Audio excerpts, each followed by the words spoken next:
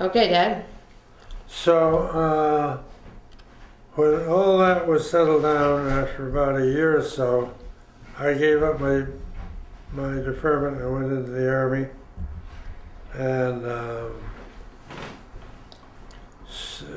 took basic training at Fort Devens, was shipped to the Air Force in Biloxi, Mississippi, but was subsequently transferred to the Quartermaster Department in Chicago at the Quartermaster Depot on 39th Street in Chicago.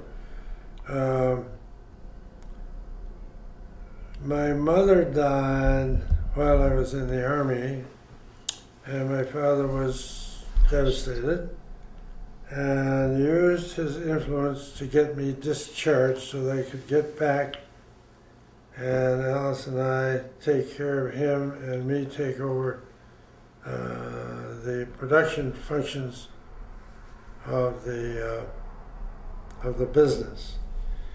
So I became in charge of all the plants and all the production functions. But at that point,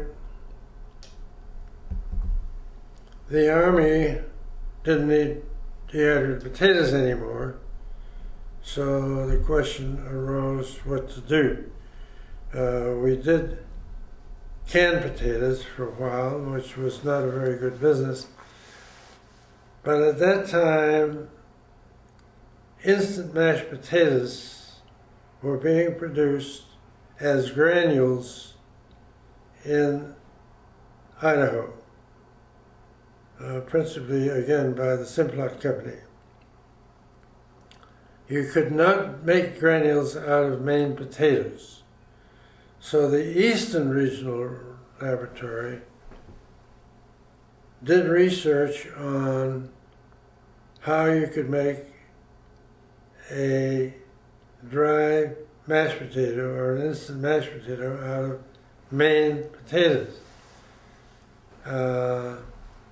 I had been following that rather closely with the Eastern Lab, and when I decided that had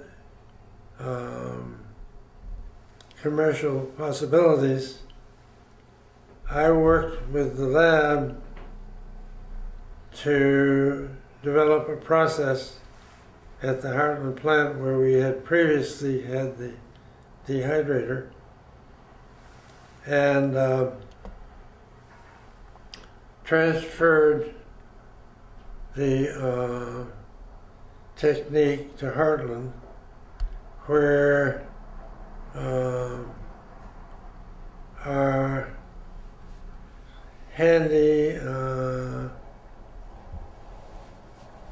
handyman mechanics who were very, very inventive and competent, but none with any kind of a college degree or anything, set up the line. And the way this was done was to mix a slurry of cooked potatoes and put them on a drum and make paper out of them. This was potato paper, very thin potato paper, which you subsequently broke up into what we call potato flakes. And Okay, wait one sec, Dad. so the potato flakes, my father and I suggested, well, I missed a whole part of the story really, because to backtrack, in the late 30s, this is a whole different subject, General Foods bought Clarence Birdseye's patents on freezing vegetables. General Foods was a sales company and not a production company.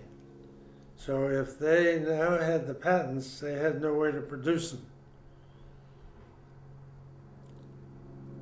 So they picked, I think, about 5 firms in different geographical locations in the country to be their producers of these frozen foods, peas, beans, and corn.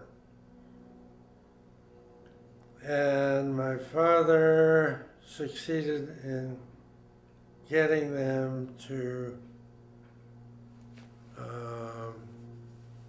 contract with us to produce these products.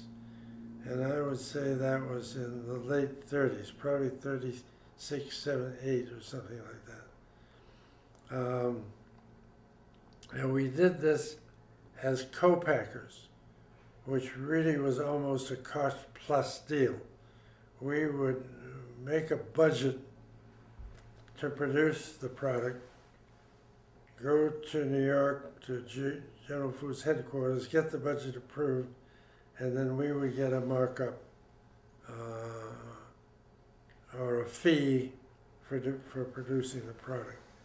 And we converted an old corn packing plant in Corunna, Maine, to do this job.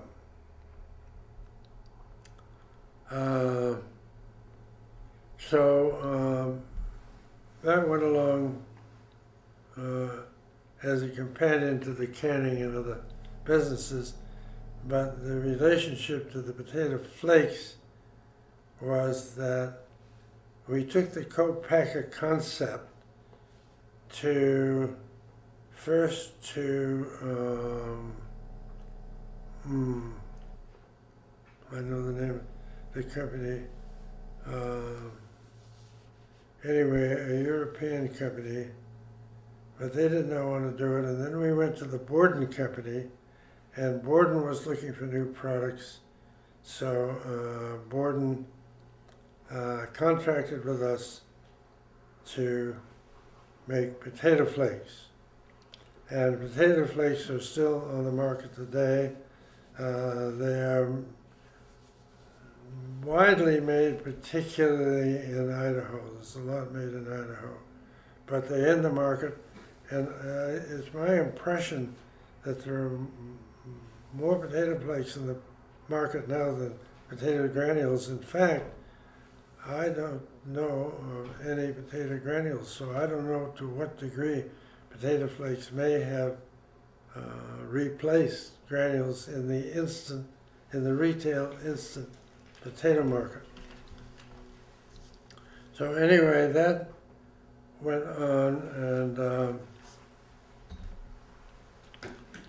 So keep talking, Dad. I'm gonna go and shut the door, but you just keep talking because it's okay. running and it's an important story. So I don't need to be behind the camera. Connie is going on some project now, and so I've been told to continue to talk. So anyway, I will continue to bounce around somewhat, I suppose, because at the time that the World War II ended, we were, as I just mentioned, a Birdseye co-packer. And Birdseye was looking for new products.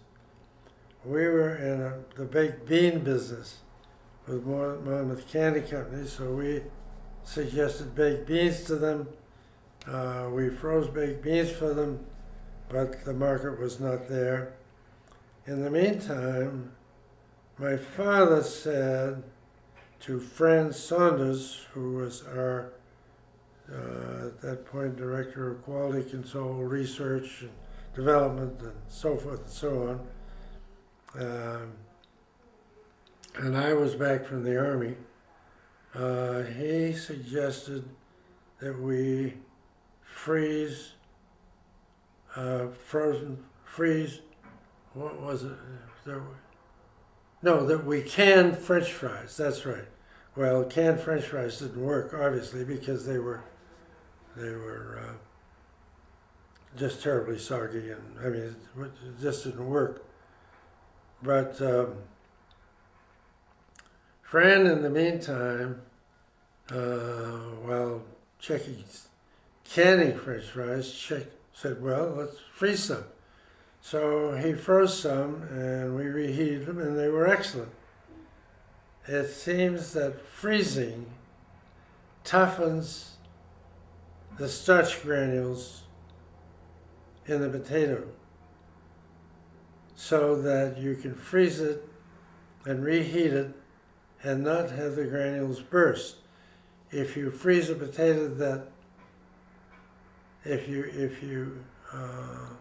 freeze a potato that hasn't been processed, for instance by frying, it will just completely go to mush. But if you if you fry it, the heat toughens the starch granules and the potato holds its texture. In fact, the potato's texture is better than if you cut a raw potato and freeze it immediately.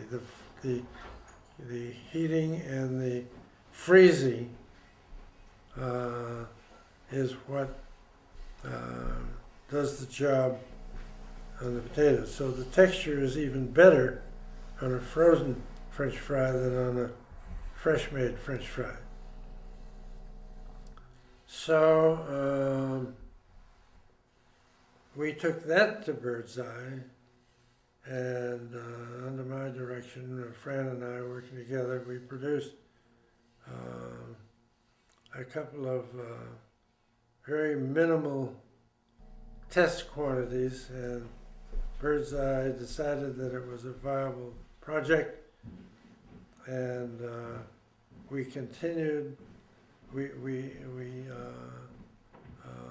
conceived a processing line for the product because there were none at that time, and froze the French fries for Bird's Eye. We did a 1 million pounds the first year, 2 the second, 3 the third, and I think 5 thereafter.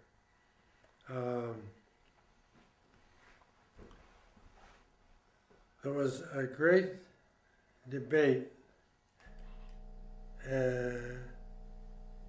as to who was the first to produce frozen French fries. And in fact, a company named Maxim Company, who made dinners for the Air Force, had frozen some French fries and put them on the plate. Had put them on the plate with their other items and froze the dinner. So theoretically, that was the first. We contended that we were the first to build a commercial French fry plant.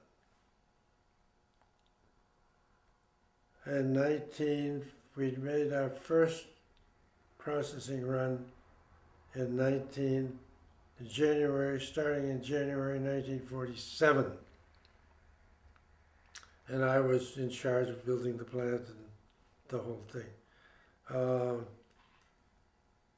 Simplot always claimed that they were the first to make frozen French fries.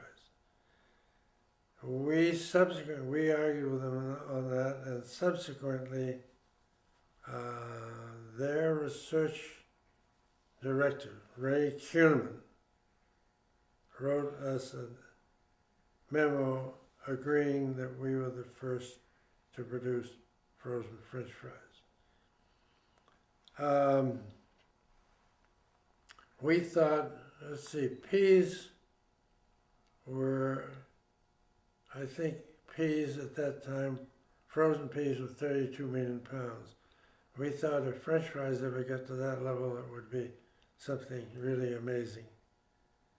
And I would say that today there are at least 1 billion pounds of frozen French fries made, principally for the fast food and restaurant trade. Without knowing, I would guess it's about 80% at least for that trade as against 20% possibly for the retail trade. Whereas, as I have mentioned, the beginning of the French fry business was the retail trade with us as the manufacturers and Birdseye as the distributors.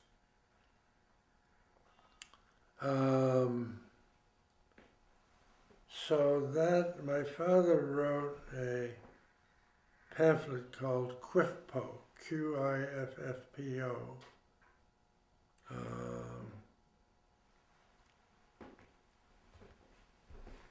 quick frozen French fried potatoes, I guess that was it, describing this whole business, which may be somewhat different than mine. As a matter of fact, he and I did have some different memories of the thing, as evidenced by what he wrote in QIFPO.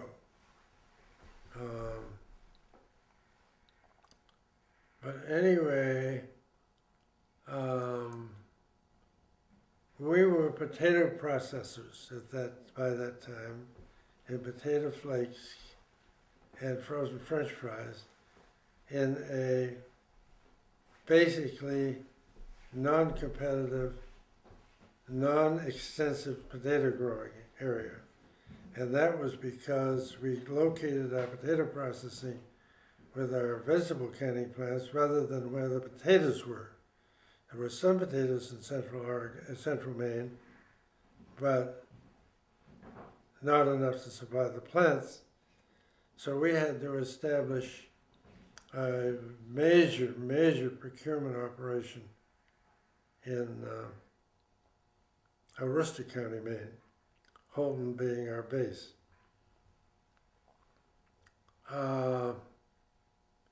I would say that in connection with the French fry business, there were two things that we pioneered. Everybody has heard of deep fat frying, in which you use a very deep amount of fat in what was called a fryolator.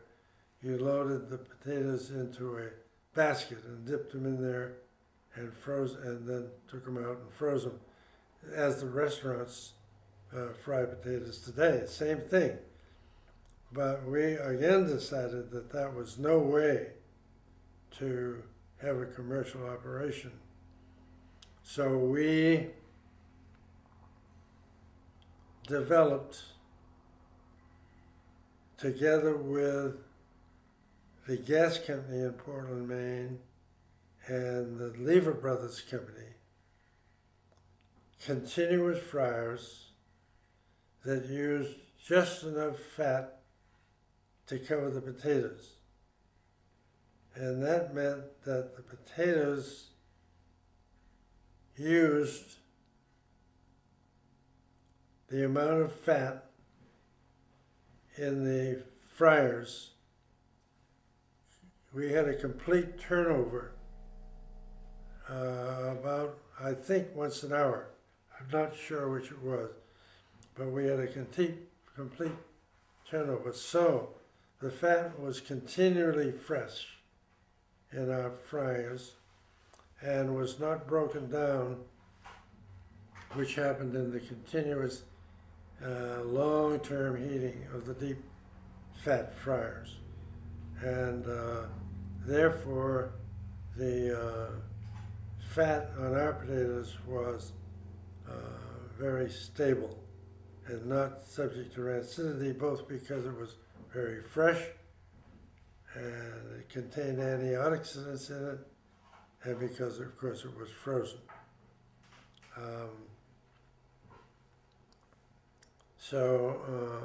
And the other thing was that as you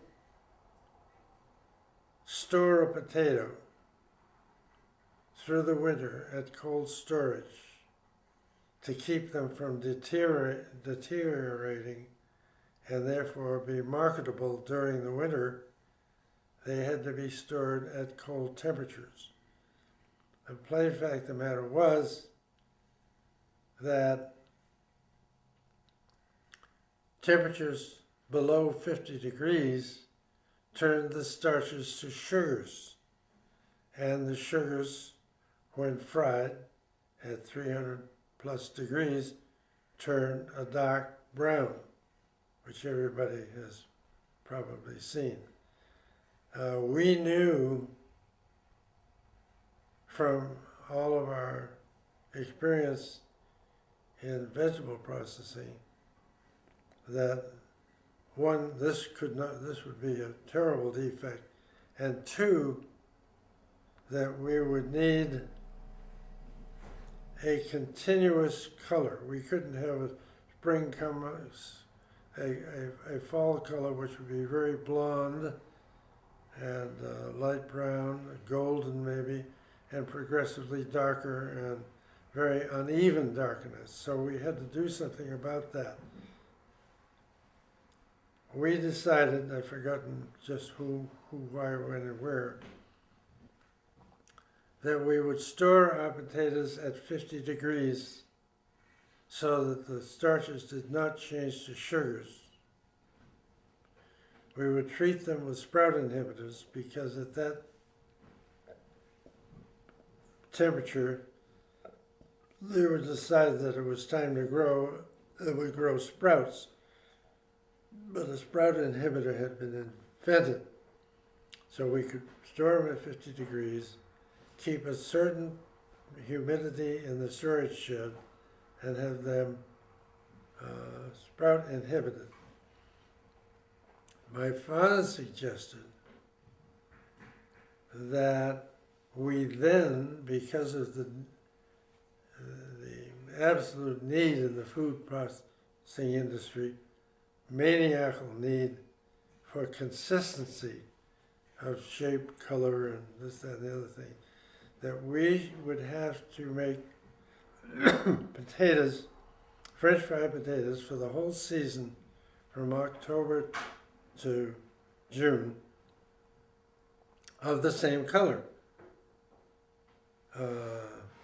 So he suggested that we keep these potatoes at this low temperature, which prevented the starches from changing to sugar, so that they would be light brown all the time, but then run them through a bath of sugar of a certain concentration, so that we had a certain golden brown color all the time, the whole season. And we got a patent on that in his name.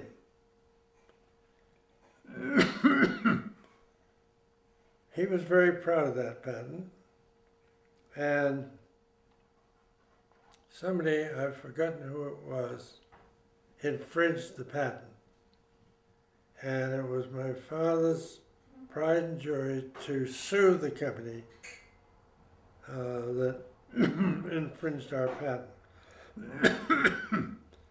And we went to, the case was heard in the federal court in Portland. And I think the trial lasted about a year. And for one reason or another,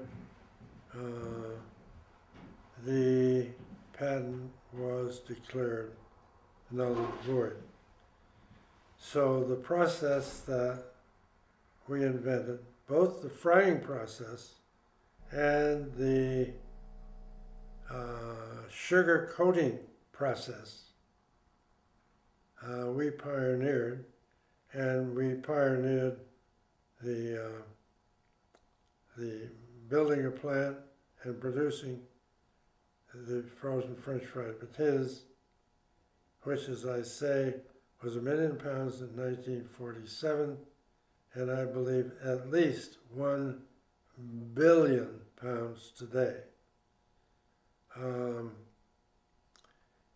it developed that the main climate and the main soils, which were very thin over ledge, could not begin to compete with the better soils of up in New York State, better climates and soils of up in New York State, and particularly the Midwest, and subsequently the far west. As a result,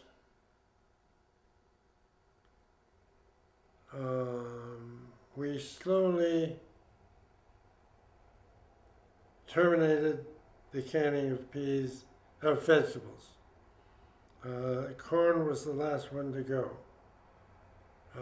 In those days, I would say in the late 40s, early 50s, I took two trips, one through upper New York State and the Midwest, looking at all their plants, and a subsequent trip to the far west, looking at the plants there. I determined that the plants were much more modern than ours, and particularly in the far west, the acreages of peas, for instance, were so large that they could be very extensively machine planted, taken care of, and harvested, whereas our acreages in central Maine are very small. I got off the plane in Pendleton, Oregon, to drive to the western plant of Lamb Weston in western Oregon, and I looked at my odometer, and the field was a half a mile long.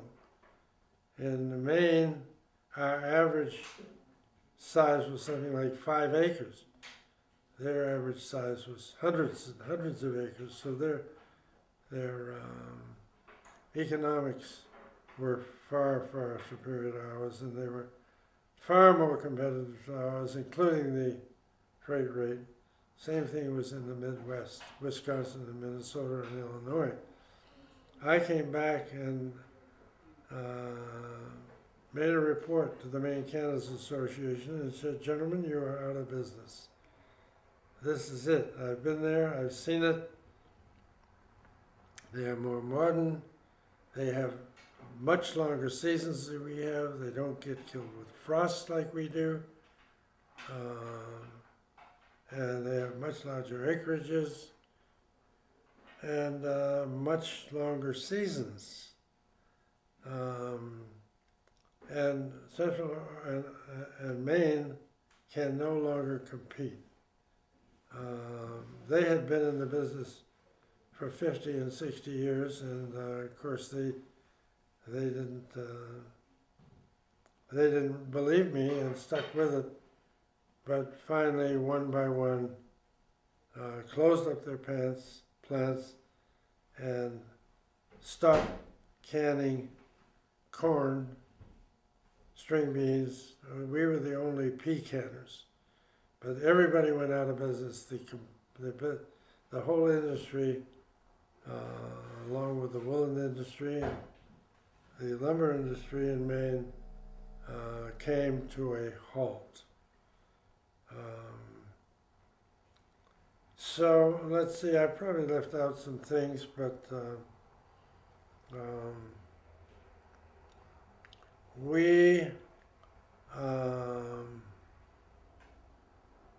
let's see, we continued,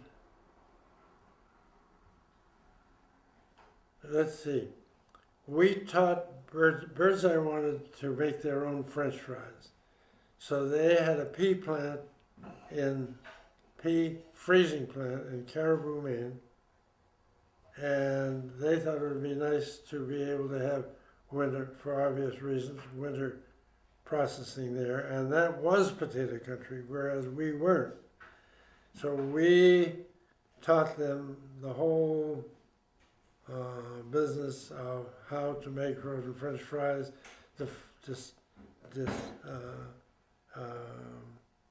laid out their plant for them, and they went to making French fries.